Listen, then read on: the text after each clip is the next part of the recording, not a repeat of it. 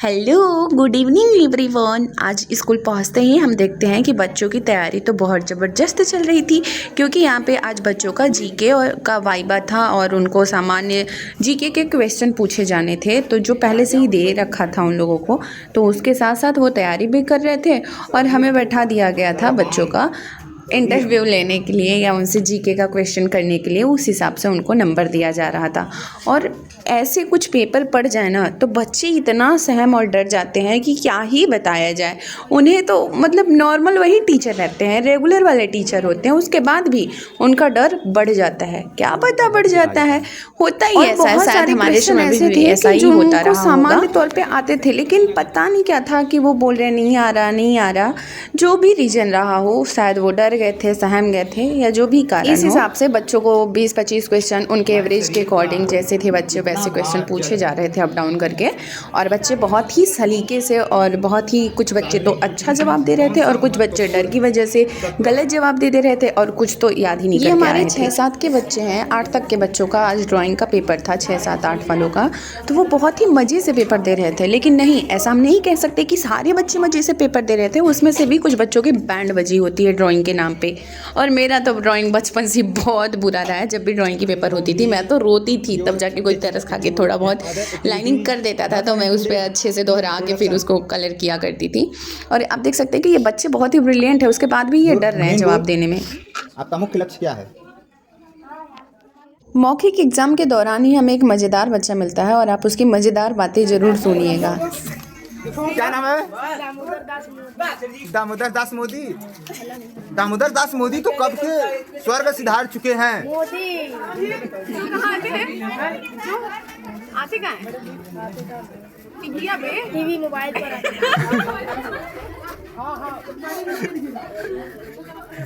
पहचानिए इस बच्चे को। कैसे दिखते हैं मोदी जी? बूढ़ा का बूढ़ा का मोदी जी में सबसे अच्छा क्या?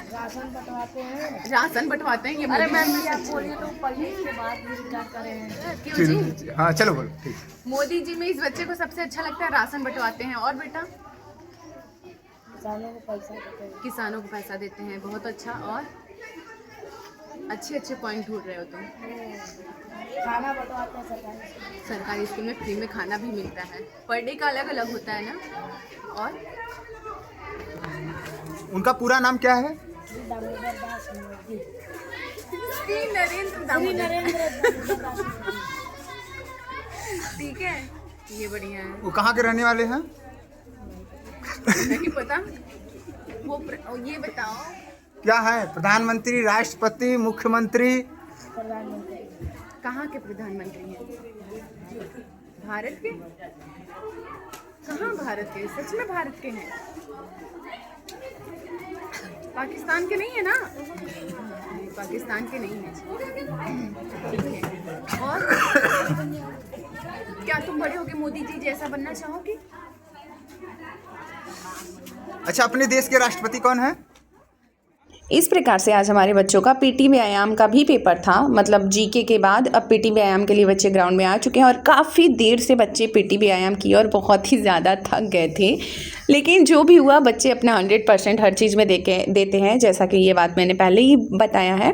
और इसके बाद इवनिंग हो जाता है। इवनिंग के समय मेरे पापा कहीं से गन्ना ला के दे देते हैं। कहीं से क्या, हमारे खेत में थोड़ा सा गन्ना लगा हुआ है और सर्दियों के मौसम में ये सारी चीज़ें ना खाई पी जाए तो फिर सर्दियों का मज़ा ही नहीं आने वाला है। तो गन्ना खाने के बाद मैं बच्चों को गेम कराती हूँ और इसके बाद हमें खेत भी जाना होता है। तो गन्ना खाने में थोड़ा सा झपड़ा भी क्या होता है, दर्द होने लगता है बहुत ही ज़्यादा। जिसका अभ्यास नहीं है वो तो फिर नहीं ही खा पी पाएगा ये सारी चीज़ें। उसके लिए थोड़ा ताकत और मजबूती होना चाहिए। बच्चे यहाँ पे गेम खेल रहे थे और इनको मैं जल्दी ही आज खेल के घर भेज जाने के लिए कह देती हूँ, क्योंकि खेत भी जाना है और मैं अब खेत की तरफ निकल पड़ती हूँ। क्योंकि खेत में मूली, साग, बहुत सारे ऐसे सब्जियाँ थे जिनको मंडी के लिए तैयार करना था, तो मैं चली जाती हूँ। वैसे मैं काम में सबसे ज़्यादा पीछे ही वहाँ पे पहुँचती हूँ, है ना। हाँ, आपको तो वैसे पता नहीं होगा पर मैं बता रही हूँ। और हम पहुँच जाते हैं। ये है हमारा मशीन जहाँ पे इसमें हल्दी लगा था। ये है मशीन, ये टंकियाँ बनी हुई है, शिवलिंग बना हुआ है और लोगों ने बहुत ही अच्छे तरीके से, और सबसे बड़ी बात भगवान शंकर का पीपल का बहुत बड़ा पेड़ है। और आप देख सकते हैं यहाँ पे लोगों ने इसका नाम भी अलहदी आश्रम ही रखा है, क्योंकि यहाँ पे अलहदी लोग ही आते हैं खासकर, और जो अलहदी नहीं होता है यहाँ जाने के बाद तो अलहदी पक्का हो जाता है। ये कुआं है और आप देख सकते हैं कि आज के समय में खपड़ेले वाला आपको मकान तो कहीं देखने को नहीं मिलेगा, जो जंजर बंजर भी हो चुका है। अब ये आ गए हैं मूली के खेत में और देख सकते हैं कि यहाँ सारे फैमिली मेम्बर काम में जुटे हुए हैं। मुझे दूर से ही ऑर्डर आता है तुम यहाँ से चली जाओ, पर मैं जाती नहीं, ढीठ हूँ ना मैं थोड़ी सी।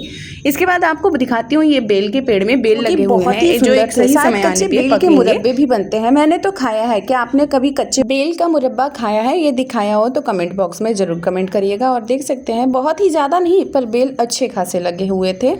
और अब हम निकल पड़ते हैं खेत में कुछ काम धाम करने के लिए, पर मैं वहाँ जाती हूँ तो सब लोग सारा काम पहले से ही कर चुके होते हैं। और यहाँ पे बहुत सारे साग वाग की चोरी भी हो चुकी थी, जो कि मम्मी सबसे पूछ रही थी कौन चोरी किया कौन चोरी किया।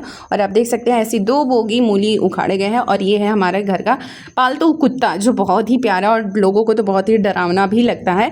इसे जब भी लोग खेत में जाते हैं ये तुरंत अपने सफारी पे सवार हो जाता है ताकि ये भी चलने के लिए तैयार हो जाए। और आप देख सकते हैं ये पूरे खेत एरिया का नज़ारा कितना सुंदर कितना प्यारा है। अब तो धान कट चुके हैं इसलिए सारे खेतों की जुताई होकर उसमें गेहूं छिटे जा चुके हैं, बाकी खेतों में छिटे जा रहे हैं। ये है आलू।